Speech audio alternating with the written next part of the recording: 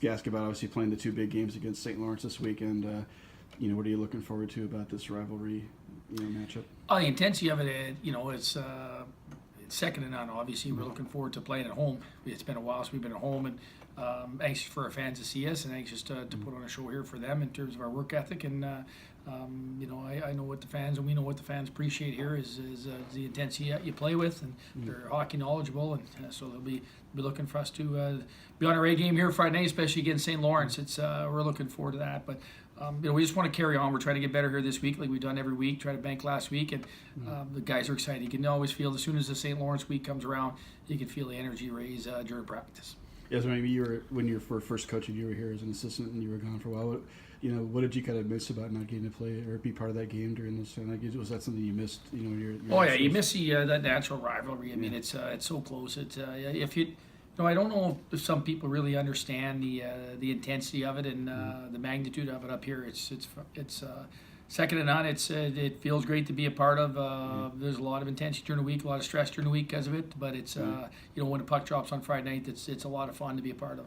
Yeah, I was asking you about the highs and the lows of it. Like when you win against them, how good does that feel? And conversely, like if you lose a game against them, does it take you a couple of days to kind of a lot of times we're only playing in one game, right? Yeah. So you get one the first half, one second half. I mentioned that before. Schedule didn't allow us to do that. So when the ECAC doesn't give us an off weekend the second half, we can't get that. We can't bookend it, one the first half, one the second. Both schools like to have it that way. Yeah. We talked about it extensively, and then all we do is flip to home and home. Who gets the first game, who gets the second. But when they don't give you the corresponding weekend the second half, we end up with this scenario we're in right now, which is a home and home. With it, we'll get the bounce back. So the team that doesn't get it done on Friday, you'll be able to get back on a horse here quickly, which is probably a better thing. But it stings. You know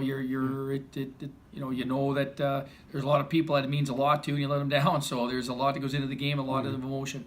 One of the things I was going to ask about was obviously after this week you have a big break before you play again. With the way this team's been playing, is it almost a bad thing to have a few weeks off? Would you always like to just keep going and, since you're in such a good role? No, I just think it's just one of those things. I think we've been grinding. I think we've worked through a lot of times when we haven't felt perfect. When we haven't felt the greatest. We've had long travel this first half, a lot of road games. So you know what? I'll welcome the break. It's from that perspective just to get a healthy little nicks and bruises guys playing with that are and then we've got exams we can go through, and there's a lot goes into it outside of just the games itself that are stressors on guys. And Clarkson's a school that it's a good school, and the academic stressors and that it's always nice to get that break. Guys see their families. You get that, and then we get that second half. You usually get back. It's how quickly you can get back and how your schedule shakes out to get back into the flow of things is the most important. I like the way our second half shakes up right now with the way we come back. We have a little bit more time to practice before playing, and then we have a game before we get into ECAC play. So I like a lot of things about our second half. It's just, but I do know guys are looking forward to a break and getting after it. And we played a lot of games and a lot of hard games the first half that, just a mental break would be great. I want to ask about, is it kind of weird feeling to know you're playing your last two St. Lawrence games of your career this weekend? Yeah, it's gone by fast, but every time we play St. Lawrence is always fun. So really looking forward to this weekend. What's your favorite part of those games? Especially when you play at Appleton, what do you notice the most when you're in that building? Maybe you don't see other places. Or it's definitely the environment that we play in. I know they do a whiteout and we do a gold out here, so it's always fun, no matter what building we're in. As a player, do you kind of like it too when the student sections at different schools will kind of get on you at times? Is that something that's kind of fun, or is that something that's annoying? No, it's a lot of fun. And it's a lot of fun when St. Lawrence student section gets going. I know they like to chirp our pep band, and the pep band goes back and forth, so it's a lot of fun to hear those chirps going back and forth.